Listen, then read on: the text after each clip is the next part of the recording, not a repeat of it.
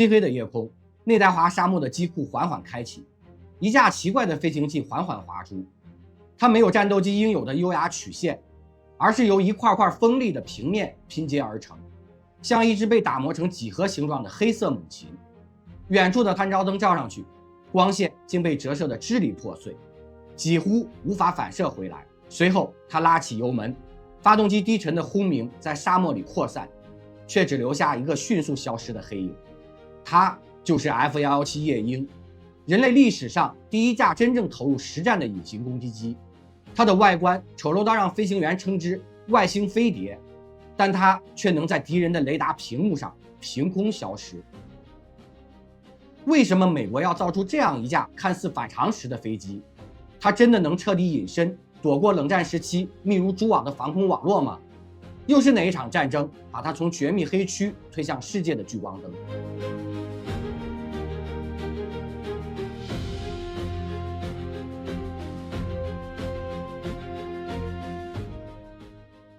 大家好，我是 Jason， 这里是 High Weapon。今天我们就来讲述 F-117夜鹰的秘密诞生，以及它如何打开了隐形战争的大门。20世纪70年代，美苏冷战进入僵持阶段，此时的天空已经不再是早期喷气机对轰的年代。苏联部署了庞大的防空体系，从远程预警雷达到 S-75、S-125，再到最新的 S-200导弹阵列，再加上米格25等高速截击机，几乎织出了一张不留死角的防空之网。美国战略空军深知，一旦爆发全面冲突，传统轰炸机和战斗机的突防成功率将直线下降。五角大楼开始意识到，速度和高度已经不再是万能答案。无论是 U2 还是 SR-71， 即便能飞到2万米高空，3倍音速，但只要敌人能捕捉到信号，防空火力总有机会击中。于是一个全新的思路被提出，与其拼命逃避雷达，不如干脆让雷达看不见。1974年，美国国防高级研究计划局启动了一项绝密计划，代号 High Blue， 执行方是洛克希德的臭鼬工厂。这支团队曾造出 U2 和 SR-71， 如今他们要在如何欺骗电磁波上再一次开天辟地。有趣的是，突破口并非来自美国，而是一本苏联数学论文。苏联科学家乌菲姆采夫曾提出，用数学公式可以计算出不同形状物体对雷达波的散射特性。洛克希德的工程师拿到这本书后，仿佛发现了魔法公式，只要把飞机外形设计成能把雷达波反射到其他方向的几何形状，就能大幅降低被探测概率。于是 High Blue 试验机诞生，它完全不考虑空气动力学的美观，而是被切割成几十个平面，外观丑得像纸飞机。这种设计让它飞行极不稳定，必须依赖飞控电脑不断修正姿态，但却在雷达测试中表现惊人，比当时的 F-15小几十倍的雷达反射面积。试验机被秘密送到内达华51区，每一次起飞都在深夜进行，连地勤人员都不知道全貌。随着一次次成功，五角大楼逐渐下定决心，把这种不可能飞的飞行器变成真正能上战场的隐形攻击机。这就是 F-117夜鹰故事的开端。如果说 F-117夜鹰是冷战时代的科幻产物，那么它的设计逻辑更像是一道数学题。故事要从一位苏联科学家彼得·乌菲姆采夫讲起。上世纪60年代，他发表了一篇论文《边缘绕射法理论》。看似枯燥的数学公式，却揭示了一个关键：雷达波遇到物体时，不同形状会决定它向四面八方散射的方向和强度。换句话说，只要能计算散射规律，就能通过改变外形，减少正面反射回雷达的能量。美国中央情报局翻译了这本论文，并悄悄传给了洛克希德臭鼬工厂。工程师们如获至宝，他们发现，如果把飞机表面设计成由无数平面组成的棱角，雷达波就不会直直反射回发射源，而是被分散到其他方向。理论上，雷达屏幕上会出现一个比麻雀还小的目标。问题是，这种外形完全不符合空气动力学。传统战机讲究流线与曲线，以减小阻力，保证稳定。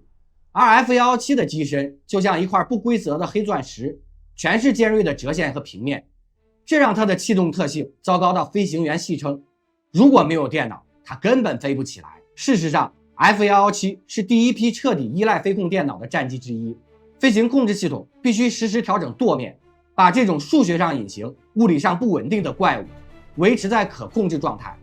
换句话说，它能飞，是因为电脑随时在帮它救场。这也是 F-117的独特之处，它并不是一架好飞的飞机。飞行员普遍评价操作感生硬，开着像一块会掉下来的石头，但这块石头却能在敌人的雷达世界里彻底消失。F-117甚至没有传统意义上的击逼雷达，为了保持隐形，它取消了击逼雷达天线，只能依靠红外、激光和地形数据导航。相比那些雷达万能的现代战机，夜鹰更像是一把单用途的手术刀。它存在的唯一意义就是悄悄飞到敌人头顶，精准投下炸弹。从外形到飞控， F-117几乎违背了航空设计的所有常识。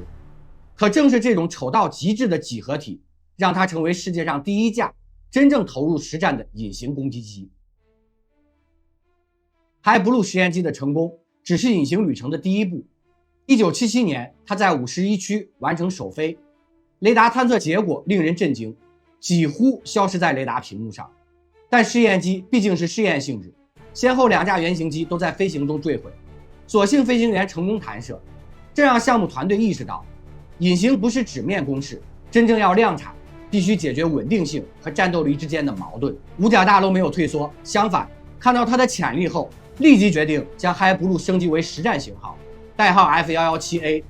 奇怪的是，这个编号根本不符合美军常规序列，按照逻辑应该是 F-19，但五角大楼刻意跳过19，留下一个空号，原因距今仍有争议。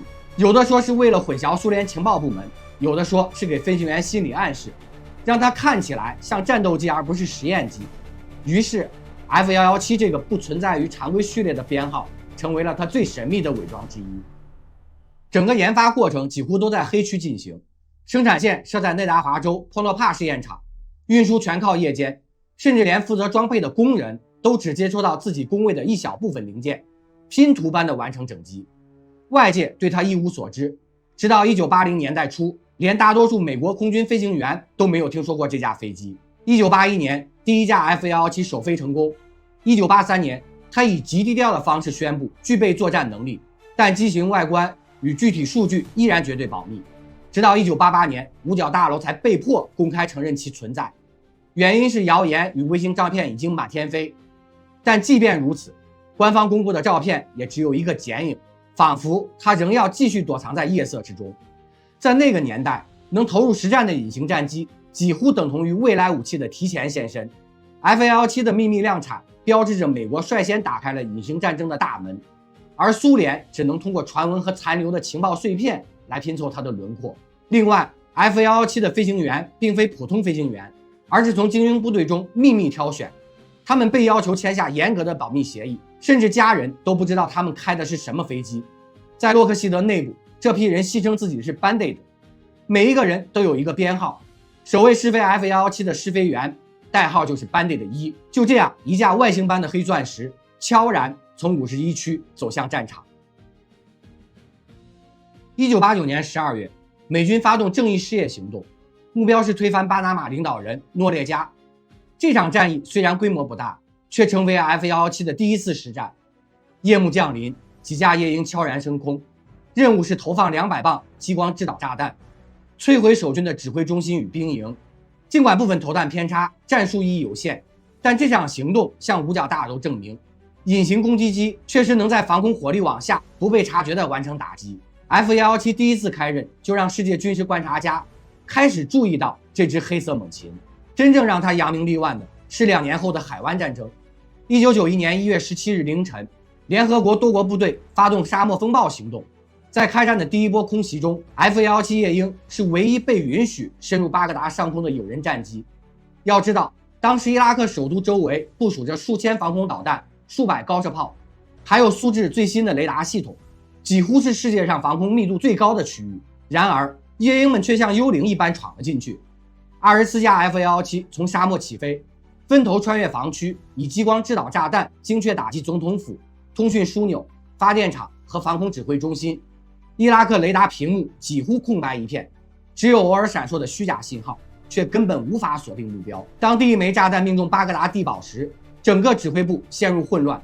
不到数小时，伊拉克的防空网络就像被切掉神经一样，彻底瘫痪。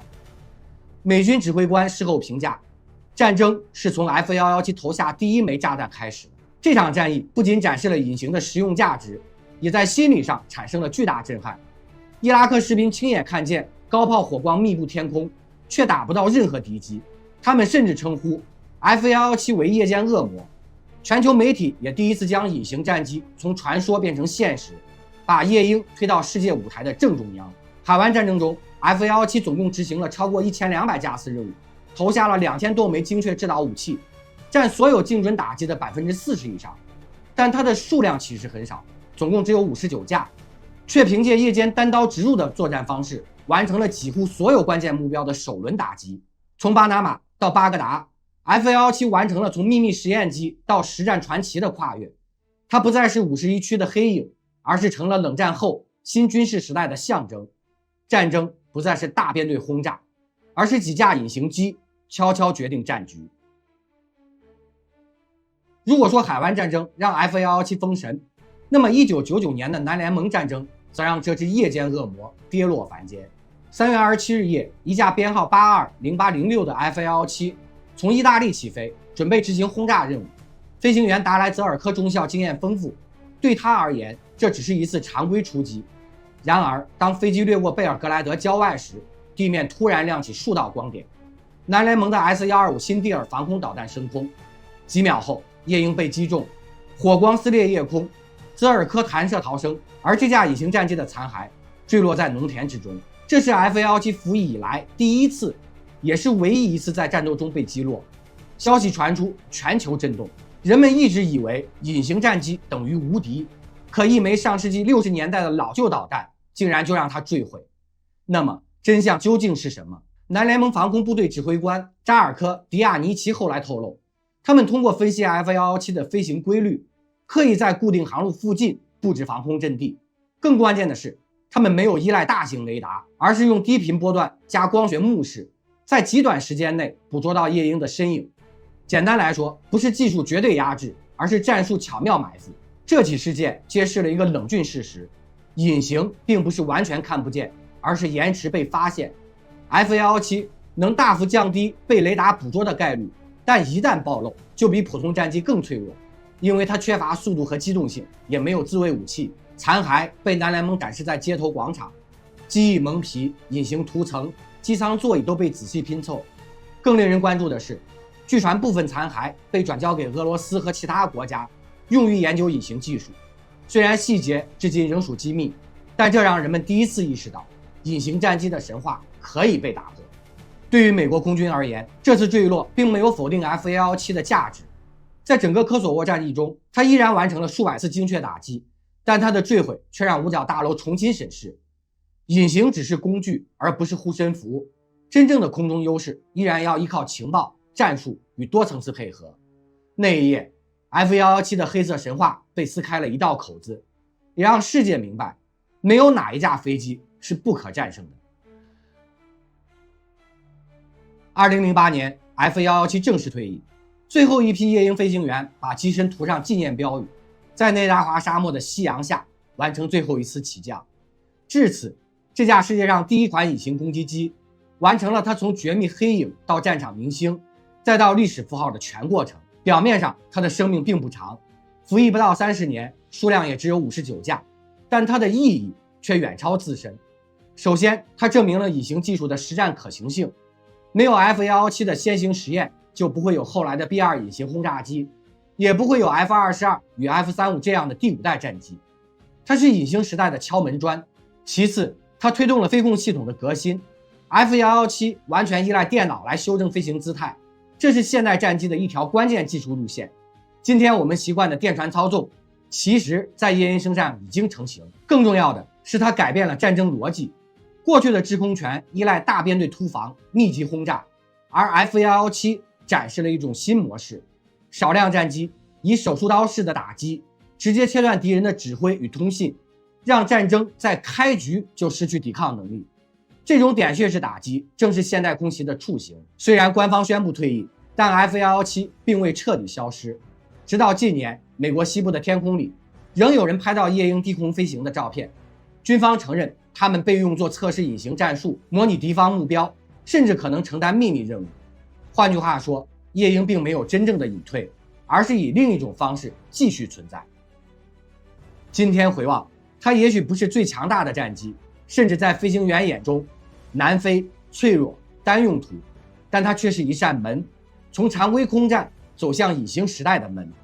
F-117夜鹰的真正价值不在于它击中了多少目标，而在于它告诉全世界，空战的未来已经悄然改写。那么问题来了，你认为 F-117夜鹰最大的贡献是什么？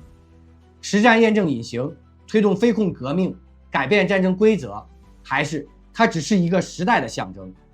这里是 High Weapon， 我是 Jason， 我们下期见。